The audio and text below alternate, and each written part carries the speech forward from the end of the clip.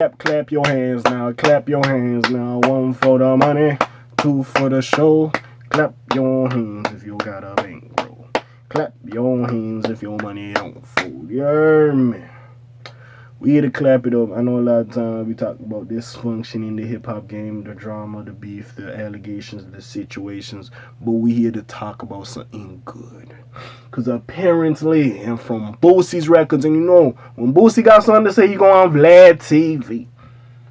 But the beef between Boosie Badass and Reverend T.I. Clifford Huxtable Harris is now over. Yes, it is. Yes, indeed.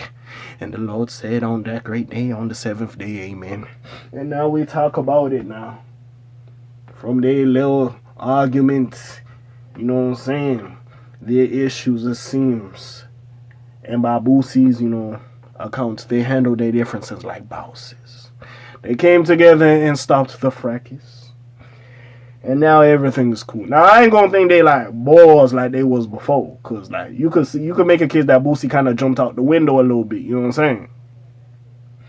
But it looks like they back on good terms. So we're gonna read a little article and see what happened, and maybe he might tell us how they resolved it. First of all, I know I be joking, I be playing around, but I'm happy they did resolve it. Like, bro, y'all niggas is grown. Y'all niggas don't need to beef over that shit. I know Boosie really cares about the street shit, especially Boosie. I saw Boosie was on death row at one point. You know what I'm saying? So I get that aspect, but still, bro, y'all niggas been friends for how long, bro? Like some of that shit, man. But anyways, let's talk about this shit. So. The Baton Rouge MC said that he and the Atlanta trap pioneer settled their differences like bosses. Also, if you have settled your differences with him, have you and Young Boy settled your differences? Because Young Boy and Kodak cool. I think y'all two should sit down and chop it up, man. Like, get over your little shit. But anyways, from what both parties indicated, it seems like the feud between Boosie Badass and T.I. is now over. Moreover, the Baton Rouge rapper recently appeared to yet another sit-down interview with DJ Vlad and spoke earnestly on the subject. Not only that, but he also revealed that he apologized to the Atlanta trap artist and detailed some of his thoughts, process, and emotions. Specifically expressed feeling like the two were able to get over their little spat like bosses while the heat between them simmered over time. It's always great to get a solid confirmation of reconciliation. And you know what? Remember when Gucci and Jeezy did their little verses and was glorifying the fact that they wasn't beefing and shit that shit over, like, just like, again, I'm not telling these two niggas to go do a verses, but like, we should glorify the fact that T.I. and Boosie could like settle this shit. Now, don't get me fucked up. Do I feel like fucking Gucci and Jeezy is best buds? Hell no. But at least they could be in a room together and shit don't get set off. But do I think like they fought with each other like that? Oh no. No, it's like we cordial, we cool. Ain't no shit gonna happen. You know what I'm saying? But I ain't gonna forget that fuck shit. I feel like both of them, like, I ain't gonna forget that fuck shit now. I feel like that's what it is.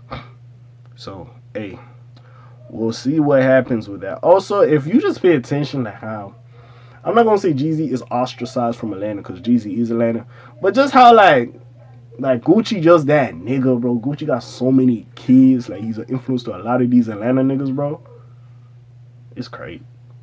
Like, it's just crazy, bro. Like, Gucci him, bro. We gotta put respect on Gucci man name, bro. For Atlanta, that nigga is on the Mount Rushmore. Fuck all that. But anyways, let me read the quote from Boosie. It just went like two bosses of handling it, man. Boosie said it in his remarks. I do my little exes. First of all, we got kids who love each other. First we wasn't agreeing and we was going back and forth. And he spoke how he felt and I spoke how I felt. He felt me and I felt him. I gave him an apology. Many believe that the two made up when onlooker spotted them at St. Louis International Airport. However, the Wipe Me Down MC said that they talked over the phone before that link up. After we kept going back and forth, the things he was doing for me in my life at the time, I kind of felt bad. Boosie continued concerning T.I. I felt bad. He was doing some real shit, helping me in a lot of ways. But I told him I still stand on what I stand on. When he explained it to me, we got by it. We got by like bosses supposed to get by. We ain't let the internet Well, none of that bring us out of character. For those unaware, this pair sent shots at each other. Yeah, if you wasn't paying attention, you were saying shots. I think there was like a paperwork part. Anyways, sent shots at each other. Boosie labeled T.I. a rat for allegedly snitching on his dead cousin. In fact, the former canceled a joint album they were working. So wait, is we getting the joint album? Is this what we getting now? The joint album with Boosie Boo and Clifford Huxtable, T.I. Harris? Is this what we getting now? The stars of a line, they handled it like bosses. They say business is better than beef. Instead of D&D, they was like B&B. You hear me? B.O.B. business over beef. And now we getting that glorious collab album. I'm joking. I don't know what the fuck when that coming out. I don't even know if that's still coming out. But anyways, let's keep bringing this shit. After the Live Your Life star clarified the situation. Granted, after calling Boosie out multiple times, it seems they came to an understanding. With that in mind, maybe we'll get that collab tape after all, but only time will tell. I don't think we're getting this shit. You know what I'm saying? So is this a case of when keeping it real goes wrong? Sorry about that. I apologize. It's kind of nasty. Is this a case when keeping it real goes wrong? Again, I'm not going to sit here and... Because, hey, as much as we sit here like, oh, there's street rules and all this shit, sometimes this shit don't make sense. Just keep it above. Sometimes it don't make sense. Sometimes it's very confusing, and sometimes it's a situation by situation case for some of this shit.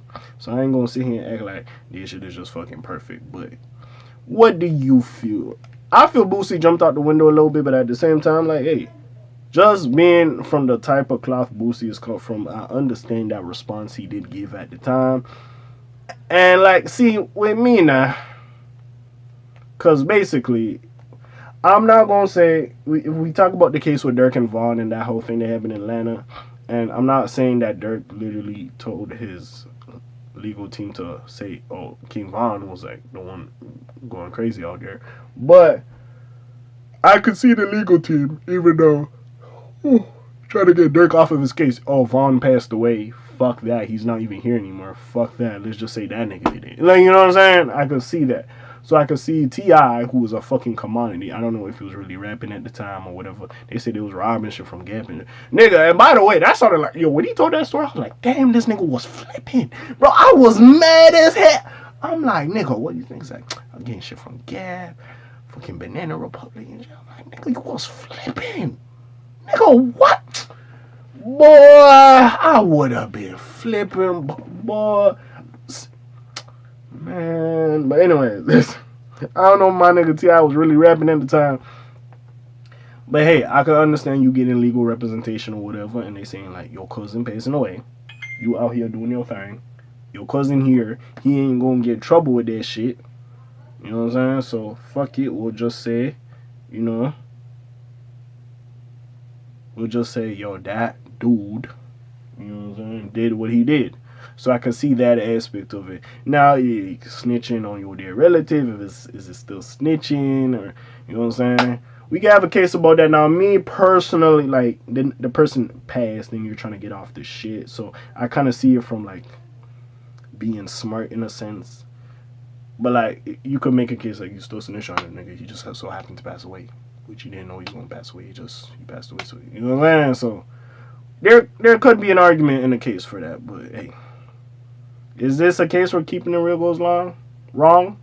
But I am happy that they apologized to each other. They look like good friends, and like they said, their kids is cool and all that shit. Like, so, hey, it is what it is. And maybe it might be like a Gucci Jeezy. Like, it's like, hey, we cool, whatever. Kids fuck. Well, not like that, but like, we cool or whatever. Like, but like, maybe we won't work together and do songs together. Maybe that's what it might be. But we'll see as time progresses. But besides that, what do you think? Put your comments down below. Check out the links in the description. Besides all that, you already know what it is. It's your friendly neighborhood K.A. signing out for today. Black TJ there while I'm doing this time. My name ring bells like Quasimodo. Hit like and subscribe. You're trying to hear a little bit more, though. I'm gone. Shalom, Zoom, peace out. Aye.